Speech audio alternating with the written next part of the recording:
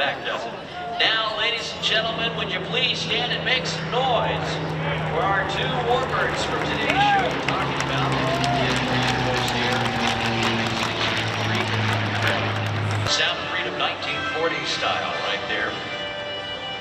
The P-63 was restored right here at Peachtree City, just down the road there in Falcon Field, by an organization that you should come to know. I'm talking about the Commemorative Air Force. Both of these airplanes are owned by the Commemorative Air Force. The Corsair, made famous by the Marine Corps and the Navy,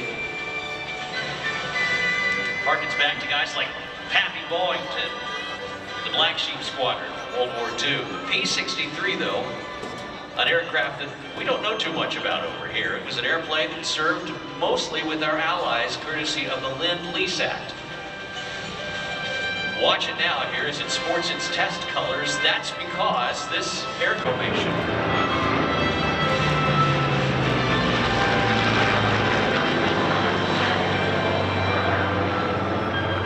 The Corsair will be back in just a few moments, but right now, Greg, level categories, you work up, and then after sportsman, you know, you just keep going. Greg, though, he learned enough right there to fly these old warbirds and do graceful aerobatics like you'll see right now. Look at this. Today, Craig has over 33,000 hours and over 100 different types of aircraft. He's an airline transport pilot, commercial pilot, flies for them. He also flies the Mustang, the P-39 Kingcobra back in Central Texas. He flies the bow, a territorial demonstration. But what you're seeing right now is just, well, in his half, I guess, currently flies half, as it says, of the Fluffle fighters in our allies' favorites, because it was the airplane that we gave them. The engine is just behind Craig. In fact, if you look closely at the pictures when you get back home that you're taking right now, you'll see the exhaust stacks. As Craig rolls out, the sound of that big Allison engine fades just a little bit. Know that Craig knows the history, and he would love for you to learn yours as well.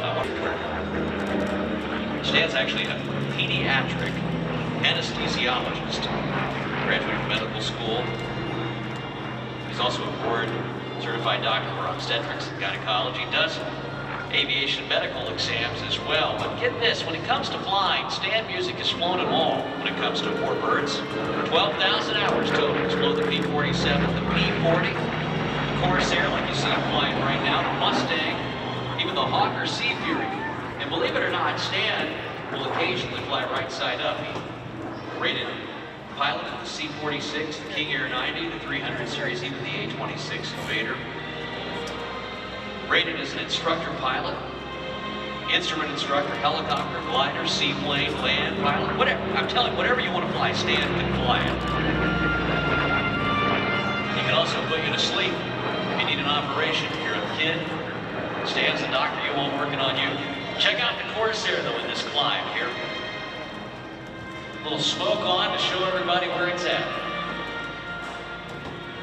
We watched as this Corsair, the one you're watching right now, flew down to Macon, Georgia a couple of weeks ago, I guess. And if you're really curious, I would invite you to log on to warbirdradio.com and type in the name Grover, just G-R-O-V-E-R, Grover.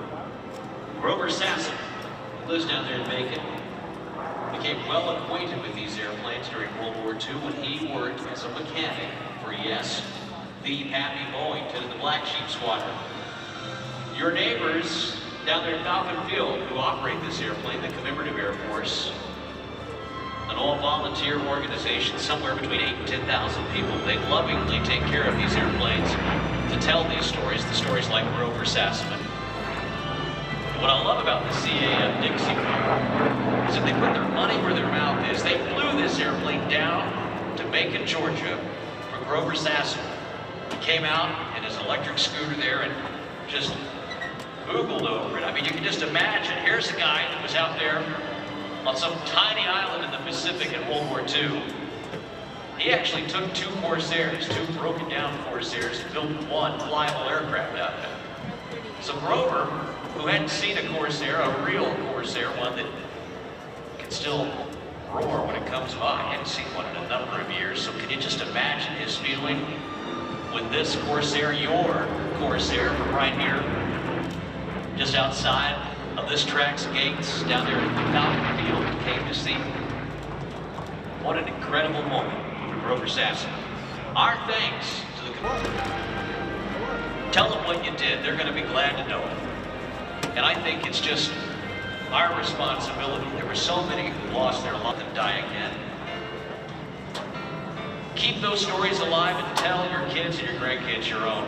We're so happy to have these two aircraft here that help give us a springboard, a good point to move in and start talking about this history. So won't you join me this afternoon? Let's be sure to tell our history to these kids. Look at the Corsair now. The gear are down, the tail hook is down. It's ready to come aboard. A configured pass there for landing. Stand music. He's going to pull the gear back up again.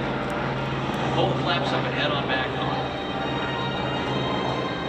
Let's get to know him. You'll get to know them really well because they'll mark you with oil and the smell of avgas. Just look at these things as they come out. The Corsair, the midwing bird for World War II. Something you don't get to see too opportunity to capture this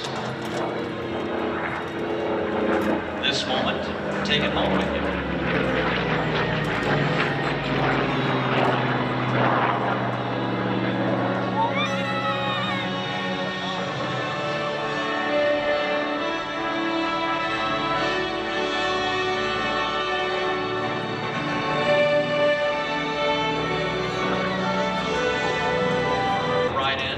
We also have a B-25 behind us. You can take a flag. Watch now as the Corsair completes its final pass here.